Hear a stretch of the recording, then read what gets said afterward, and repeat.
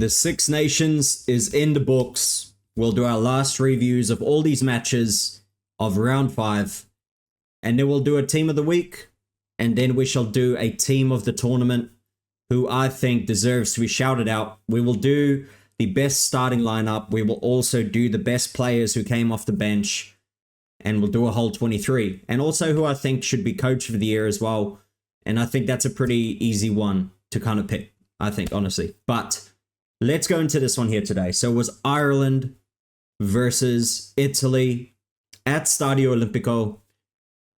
What a game it was. I mean, it is the game of the round for sure. It was a brilliant game. It had everything. I mean, it had brilliant tries. It had tense moments. It seemed like one team would run away with it. But it had everything you need. Luke Pearce was the referee. It was 12-10 at halftime. But let's go through some of the events in this match. And before we do as well, I mean, if you like the content that I make, if you enjoy just keeping up with rugby in general and talking about rugby, just hit that subscribe button right below the video. It costs you nothing. All it is one click, but it means a lot for the channel and it means a lot for the support. Like the video so you like it. Also comment. Let me know if you agree, disagree, you know, etc. Let me know below in the comments because that's what this channel is all about. It's just talking about rugby. That's all we want to do. We want to advance the beautiful game. Now let's get into it. So first try, Monty Ioane. Minutes or so. If you've joined us late, you haven't missed much. At the Stadio Olimpico, Ignacio Brex pulls it back, and away goes Menoncello. Great hands go BC on his shoulder, kick through. Ioane's after this. Oh! Brilliantly worked try, to be honest. I mean, at the start, usually the Irish are usually the fast starting team, but Italy started very fast. 7-0 it was after 12 minutes. And then Dino Lamb got injured. He went off, so that's a big loss. He's a bit of a leader in that forward pack. In comes Cannoni, who's also a very experienced player. So, you know, 1 for 1. Then Hugo Keenan scored a brilliant try. Prime property for Ireland. Okay, as Ireland, they use it! set themselves up. Crowley pulls it back. Beautifully done. And Ireland are in. I think Hugo Keenan has had a brilliant tournament, in my opinion. Jack Crowley makes the kick. Another injury. Cannoni comes off.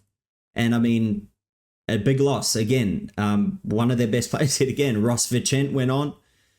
Sebastian Negri, he also gets injured. Michel Lamaro comes on. I mean, it's just injury-ridden for the poor Italians. Tommaso Allen kicks over a penalty. And then a pretty stupid yellow card just before halftime by Lamaro. Nah. Oh, come on. Seen enough, thank you. Unfortunately, I mean, that wasn't even decision. disguised as... A very, very stupid penalty and a very stupid yellow card.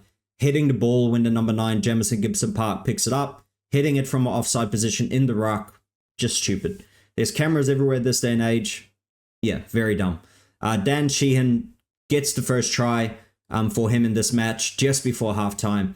And he makes a little bit of a thing that I've noticed is he either scores just after halftime or just before. And yet again, Dan Sheehan, absolute brilliant tournament by him. Then yet again, Martin Pedrello, he goes off. Stephen Varney comes on. So big call there. Joe McCarthy comes on for James Ryan, James Ryan had a bit of an average game, couple handling errors, just wasn't himself. And he just got back that starting position. So unfortunately for him.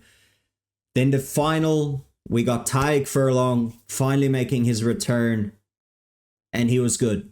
He did everything he needed to. He secured the rucks, made his tackles. He did everything he needed to. I'm happy he is back. He is just such a legend of the game and one of Irish's best ever. Props in my opinion. Dan Sheehan gets a second try, but another awkward and bad kick by young Crowley. Crowley definitely did not have a great day off the boot. But again, purely because of the speed of the ball his forwards are giving him. For sure, his goal kicking was very, very bad. Then red card for Ross Vicent. It gets upgraded, so it was an initial yellow card for a head-to-head contact straight after kickoff. Very dumb. Yet again, this is what the Italians do, unfortunately. They really claw themselves into these games. They really get into these games, but then they just do a stupid penalty or a stupid yellow card, and it just releases all the pressure. Then you got Peter O'Mahony coming on for his last match, international rugby for the Irish. Absolute legend of the game. I picked him as the best blindside ever for Ireland as well. Josh van der Fleer makes way. Then Spagnuolo comes on for Shetty. Zalocci comes on for Ferrari. So a bit of a couple of props changed. Bundyaki comes on for Robbie Henshaw. Then Dan Sheehan gets a hat-trick. Isn't that crazy? I mean, you look 20, 30 years ago, a hooker would never score a hat-trick. But now hookers score a lot of tries. Dan Sheehan scores, gets over again. Scamper clear. Canone's on the wrong side, but Gibson Park can see the ball. Little kick over the top for Mac Hansen, and Hansen down for Sheehan. And Dan Sheehan has scored Ireland's bonus point try. It's a hat-trick. Stephen Varney, against the run of play, scores a brilliant try. Tommaso Allen takes conversion. Varney, Menoncello somehow to Capuozzo. A little flick and go. Cross comes Hansen. Capuozzo. And that's the difference as well. They made their kicks on the Italian side where the Irish did not. And also another try was called back for the Irish as well, which I think was a bit bullcrap in my opinion. It was a brilliant try and I don't think it should have been called back. Let me know if you agree down below. Prendergast comes on, Jack Boyle comes on for Porter, and Conor Murray, also in his last international match, comes on for Jamison Gibson Park. And that's where the pressure really kicked in, right? I mean, at this point, the Irish were under an onslaught by the Italians. Nicotera comes on, Gus McCarthy comes on for Dan Sheehan. Leonardo Marin comes on right at the end for Tommaso Allen. But unfortunately, the Italians just couldn't muster up a try. They were attacking, they were knocking, but they just never got inside the house. Giacomo Nicotera also gets another yellow card close to the end of the match as well. So, 3 cards for the Italians, right? 2 yellows, a red. You're not going to win a game against the Irish. They're just too good for you to do that. Now let's go through just a couple of the statistics for this match. 22-17 was the final score. 58% territory for the Irish, with 45% possession for the Italians and 55% for the Irish. So you can see here, most lineouts won. The set plays were good by both sides.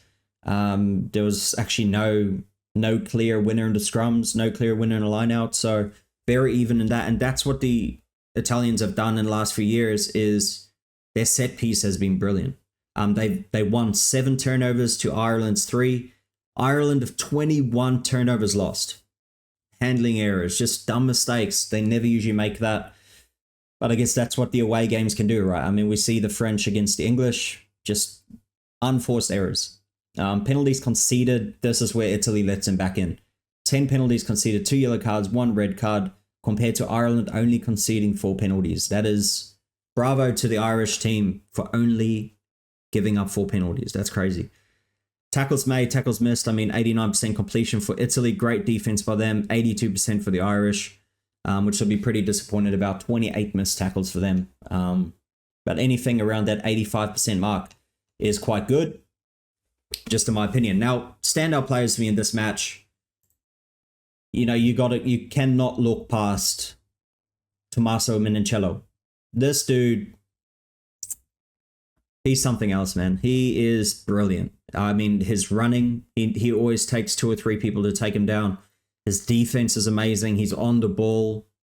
His whole running, you should watch the game if you haven't already. But the holes he hits of Brex, of Juan Ignacio Brex, the captain, it doesn't even look like a hole, but Tommaso will find that angle. So I remember seeing Brex. So when Tommaso made the line break, Brex is hitting it up.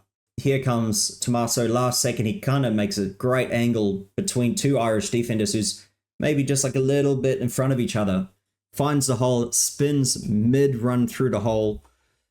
Just a brilliant once-in-a-lifetime player for the Italians, and they got to make the most of it, to be honest. This is their golden time. This is their moment, and they keep building. Capuozzo was brilliant as well. Created something from nothing. Created that try. Just couple great players that they have, and unfortunately their penalties, the injuries just let them down in this match. But Ireland did their job. I mean, they got 4 tries. Doesn't look like it, but with the score of 22, 3 missed kicks by Crowley, which could have been costly at the end of the day, but they did their job, got the win, but it just wasn't enough, obviously. But all in all, I mean, Ireland had a great tournament. Unfortunately, losing that one match against the French, which cost them. Not getting a bonus point against Wales cost them just a couple of performances which they'll look back on, and maybe it would have been a different story. Maybe if the coach was there, maybe if Farrell was there, it would be a different story. This is the thing that I know a lot of the Irish supporters that I talk to, that hate it, that the coach can't even be with the team when it comes to, the British and Irish Lions. Yeah, it's a bit of a weird situation, isn't it? I almost feel like you need to pick a coach from outside of the 4 teams. Possibly. That's what I think. But anyway, I'll end it on that. Let me know below what you think as well. Like the video if you did like it. Please hit that subscribe button if you do enjoy the content. If you want to keep up with rugby, hit that subscribe button. Costs you no money. And I'll see you on the next one. Thank you for watching.